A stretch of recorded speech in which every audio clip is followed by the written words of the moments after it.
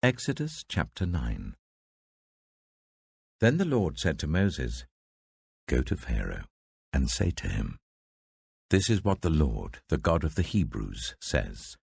Let my people go, so that they may worship me. If you refuse to let them go and continue to hold them back, the hand of the Lord will bring a terrible plague on your livestock in the field, on your horses, donkeys, and camels, and on your cattle, sheep, and goats. But the Lord will make a distinction between the livestock of Israel and that of Egypt, so that no animal belonging to the Israelites will die.'" The Lord set a time and said, "Tomorrow the Lord will do this in the land." And the next day the Lord did it. All the livestock of the Egyptians died, but not one animal belonging to the Israelites died. Pharaoh investigated and found that not even one of the animals of the Israelites had died. Yet his heart was unyielding, and he would not let the people go. Then the Lord said to Moses and Aaron, "Take handfuls of soot from a furnace, and let Moses toss it into the air in the presence of Pharaoh. It will become fine dust over the whole land of Egypt, and festering boils will break out on people and animals throughout the land." So they took soot from a furnace and stood before Pharaoh. Moses tossed it into the air, and festering boils broke out on people and animals. The magicians could not stand before Moses because of the boils that were on them and on all the Egyptians. But the Lord hardened Pharaoh's heart, and he would not listen to Moses and Aaron, just as the Lord had said to Moses. Then the Lord said to Moses, "Get up early in the morning, confront Pharaoh, and say to him, 'This is what the Lord, the God of the Hebrews, says. Let my people go, so that they may worship me. For this time I will send the full force of my plagues against you and against your officials and your people, so you may know that there is no one like me in all the earth. For by now I could have stretched out my hand and struck you and your people with a plague that would have wiped you off the earth. But I have raised you up for this very purpose, that I might show you my power, and that my name might be proclaimed in all the earth. You still set yourself against my people and will not let them go. Therefore, at this time tomorrow I will send the worst hailstorm that has ever fallen on Egypt from the day it was founded till now. Give an order now to bring your livestock and everything you have in the field to a place of shelter, because the hail will fall on every person and animal that has not been brought in and is still out in the field, and they will die." Those officials of Pharaoh who feared the word of the Lord hurried to bring their slaves and their livestock inside. But those who ignored the word of the Lord left their slaves and livestock in the field. Then the Lord said to Moses, "Stretch out your hand towards the sky so that hail will fall all over Egypt, on people and animals and on everything growing in the fields of Egypt."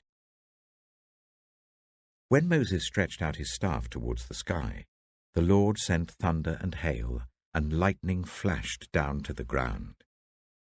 So the Lord rained hail on the land of Egypt. Hail fell, and lightning flashed back and forth. It was the worst storm in all the land of Egypt since it had become a nation.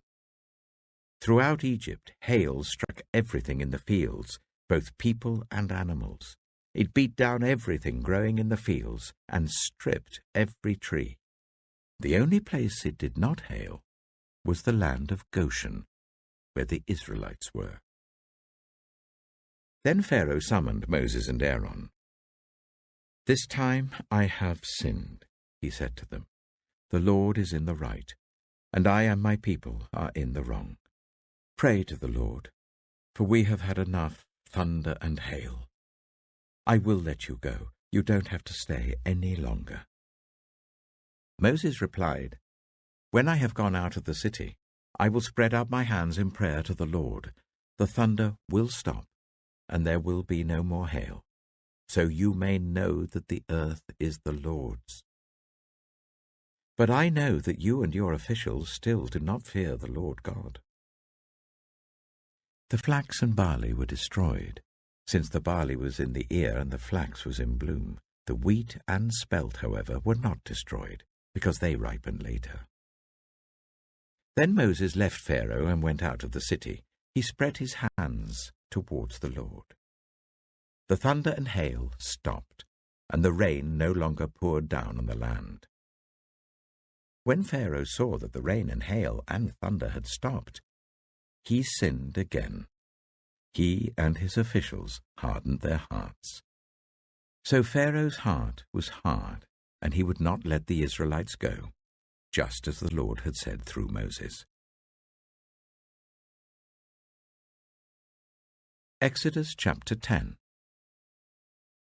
Then the Lord said to Moses, "Go to Pharaoh, for I have hardened his heart and the hearts of his officials, so that I may perform these signs of mine among them, that you may tell your children and grandchildren how I dealt harshly with the Egyptians, and how I performed my signs among them, and that you may know that I am the Lord." So Moses and Aaron went to Pharaoh and said to him, "This is what the Lord, the God of the Hebrews, says. How long will you refuse to humble yourself before me? Let my people go, so that they may worship me. If you refuse to let them go, I will bring locusts into your country tomorrow. They will cover the face of the ground, so that it cannot be seen. They will devour what little you have left after the hail, including every tree that is growing in your fields. They will fill your houses and those of all your officials and all the Egyptians, something neither your parents nor your ancestors have ever seen, from the day they settled in this land till now." Then Moses turned and left Pharaoh. Pharaoh's officials said to him, "How long will this man be a snare to us? Let the people go, so that they may worship the Lord their God. Do you not realize that Egypt is ruined?" Then Moses and Aaron were brought back to Pharaoh. "Go worship the Lord your God," he said. "But tell me who will be going." Moses answered, "We will go with our young and our old, with our sons and our daughters, and with our flocks and herds, because we are to celebrate a festival to the Lord." Pharaoh said, "The Lord be with you, if I let you go, along with your women and children. Clearly you are bent on evil. No, let only the men go and worship the Lord, since that's what you have been asking for." Then Moses and Aaron were driven out of Pharaoh's presence. And the Lord said to Moses, "Stretch out your hand over Egypt, so that locusts swarm over the land and devour everything growing in the fields, everything left by the hail." So Moses stretched out his staff over Egypt, and the Lord made an east wind blow across the land all that day and all that night. By morning the wind had brought the locusts. They invaded all Egypt, and settled down in every area of the country in great numbers. Never before had there been such a plague of locusts, nor will there ever be again.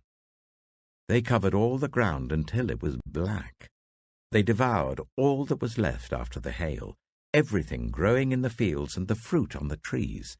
Nothing green remained on tree or plant in all the land of Egypt.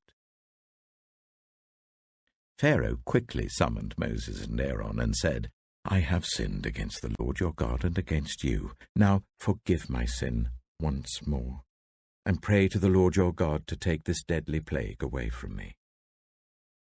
Moses then left Pharaoh and prayed to the Lord. And the Lord changed the wind to a very strong west wind, which caught up the locusts and carried them into the Red Sea. Not a locust was left anywhere in Egypt. But the Lord hardened Pharaoh's heart, and he would not let the Israelites go. Then the Lord said to Moses, "Stretch out your hand towards the sky, so that darkness spreads over Egypt, darkness that can be felt." So Moses stretched out his hand towards the sky, and total darkness covered all Egypt for 3 days. No one could see anyone else or move about for 3 days. Yet all the Israelites had light in the places where they lived. Then Pharaoh summoned Moses and said, "Go, worship the Lord. Even your women and children may go with you, only leave your flocks and herds behind." But Moses said, "You must allow us to have sacrifices and burnt offerings to present to the Lord our God. Our livestock, too, must go with us. Not a hoof is to be left behind. We have to use some of them in worshipping the Lord our God, and until we get there, we will not know what we are to use to worship the Lord." But the Lord hardened Pharaoh's heart, and he was not willing to let them go. Pharaoh said to Moses, "Get out of my sight. Make sure you do not appear before me again. The day you see my face, you will die."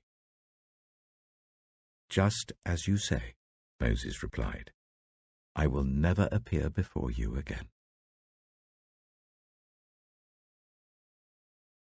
Exodus chapter 11. Now the Lord said to Moses, "I will bring one more plague on Pharaoh and on Egypt. After that, he will let you go from here, and when he does, he will drive you out completely. Tell the people that men and women alike are to ask their neighbors for articles of silver and gold." The Lord made the Egyptians favorably disposed towards the people, and Moses himself was highly regarded in Egypt by Pharaoh's officials and by the people. So Moses said, "This is what the Lord says. About midnight I will go throughout Egypt.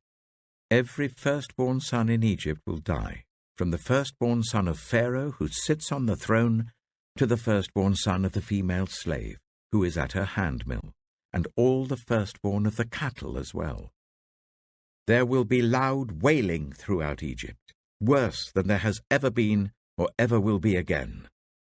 But among the Israelites, not a dog will bark at any person or animal. Then you will know that the Lord makes a distinction between Egypt and Israel. All these officials of yours will come to me, bowing down before me, and saying, 'Go, you and all the people who follow you.' After that, I will leave."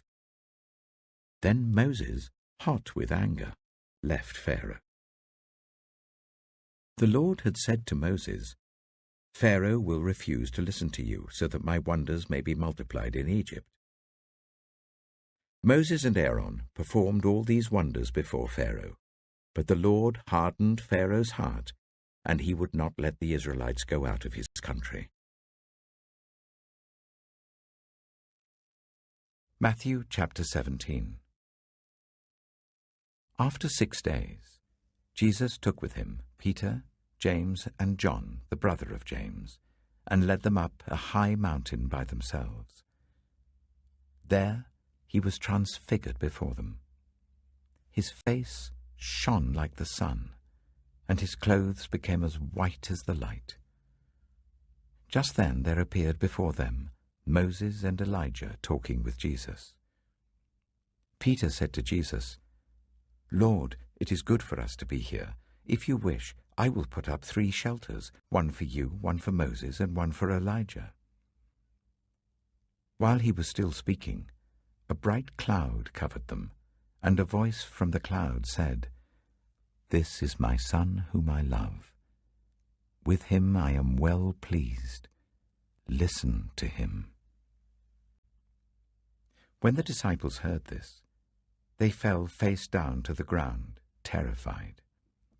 But Jesus came and touched them. "Get up," he said. "Don't be afraid." When they looked up, they saw no one except Jesus. As they were coming down the mountain, Jesus instructed them, Don't tell anyone what you have seen until the Son of Man has been raised from the dead." The disciples asked him, "Why then do the teachers of the law say that Elijah must come first?" Jesus replied, "To be sure, Elijah comes and will restore all things. But I tell you, Elijah has already come, and they did not recognize him, but have done to him everything they wished. In the same way, the Son of Man is going to suffer at their hands." Then the disciples understood that he was talking to them about John the Baptist. When they came to the crowd, a man approached Jesus and knelt before him. "Lord, have mercy on my son," he said. "He has seizures and is suffering greatly. He often falls into the fire or into the water. I brought him to your disciples, but they could not heal him." "You unbelieving and perverse generation," Jesus replied, "how long shall I stay with you? How long shall I put up with you? Bring the boy here to me." Jesus rebuked the demon, and it came out of the boy, and he was healed at that moment. Then the disciples came to Jesus in private and asked, "Why couldn't we drive it out?" He replied, "Because you have so little faith. Truly I tell you, if you have faith as small as a mustard seed, you can say to this mountain, 'Move from here to there,' and it will move. Nothing will be impossible for you."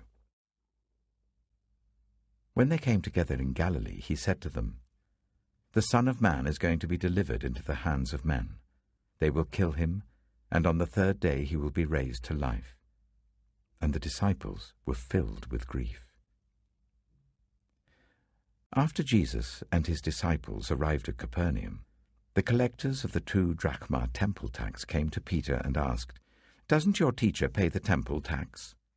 "Yes, he does," he replied. When Peter came into the house, Jesus was the first to speak. "What do you think, Simon?" he asked. "From whom do the kings of the earth collect duty and taxes? From their own children or from others?" "From others," Peter answered. "Then the children are exempt," Jesus said to him. "But so that we may not cause offense, go to the lake and throw out your line. Take the first fish you catch, open its mouth, and you will find a 4 drachma coin. Take it and give it to them for my tax and yours." Psalm 24. The earth is the Lord's and everything in it, the world and all who live in it. For he founded it on the seas and established it on the waters. Who may ascend the mountain of the Lord? Who may stand in his holy place? The one who has clean hands and a pure heart, who does not trust in an idol or swear by a false god. They will receive blessing from the Lord and vindication from God their Saviour. Such is the generation of those who seek him, who seek your face, God of Jacob. Lift up your heads, you gates. Be lifted up, you ancient doors, that the King of glory may come in. Who is this King of glory? The Lord strong and mighty, the Lord mighty in battle. Lift up your heads, you gates. Lift them up, you ancient doors, that the King of glory may come in. Who is he, this King of glory? The Lord Almighty. He is the King of glory. Proverbs chapter 24. Saying 20. Do not envy the wicked, do not desire their company. For their hearts plot violence, and their lips talk about making trouble. Saying 21. By wisdom a house is built, and through understanding it is established. Through knowledge its rooms are filled with rare and beautiful treasures. Saying 22. The wise prevail through great power, and those who have knowledge muster their strength. Surely you need guidance to wage war, and victory is won through many advisers. Saying 23. Wisdom is too high for fools. In the assembly at the gate they must not open their mouths. Saying 24. Whoever plots evil will be known as a schemer. The schemes of folly are sin, and people detest a mocker. Saying 25. If you falter in a time of trouble, how small is your strength? Rescue those being led away to death, hold back those staggering towards slaughter. If you say, "But we knew nothing about this," does not he who weighs the heart perceive it? Does not he who guards your life know it? Will he not repay everyone according to what they have done? Saying 26. Eat honey, my son, for it is good. Honey from the comb is sweet to your taste. Know also that wisdom is like honey for you. If you find it, there is a future hope for you, and your hope will not be cut off. Saying 27. Do not lurk like a thief near the house of the righteous. Do not plunder their dwelling place. For though the righteous fall 7 times, they rise again, but the wicked stumble when calamity strikes. Saying 28. Do not gloat when your enemy falls. When they stumble, do not let your heart rejoice. Or the Lord will see and disapprove and turn his wrath away from them. Saying 29. Do not fret because of evildoers, or be envious of the wicked. For the evildoer has no future hope, and the lamp of the wicked will be snuffed out. Saying 30. Fear the Lord and the King, my son, and do not join with rebellious officials. For those two will send sudden destruction on them, and who knows what calamities they can bring. These also are sayings of the wise. To show partiality in judging is not good. Whoever says to the guilty, "You are innocent," will be cursed by peoples and denounced by nations. But it will go well with those who convict the guilty, and rich blessing will come on them.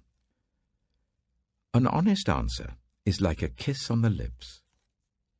Put your outdoor work in order and get your fields ready. After that, build your house. Do not testify against your neighbor without cause. Would you use your lips to mislead? Do not say, "I'll do to them as they have done to me. I'll pay them back for what they did." I went past the field of a sluggard, past the vineyard of someone who has no sense.